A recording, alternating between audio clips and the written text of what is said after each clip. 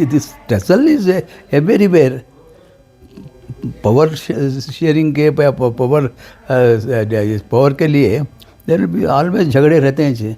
It is not. It is human nature. It is not. It is only in Congress or in every party has got this thing.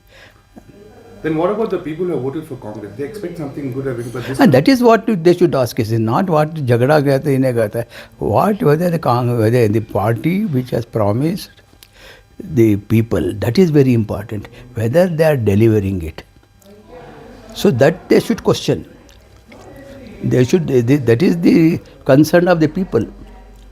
Whatever the party has, because the central government will say high command is responsible for failure to not deliver what has been promised by the.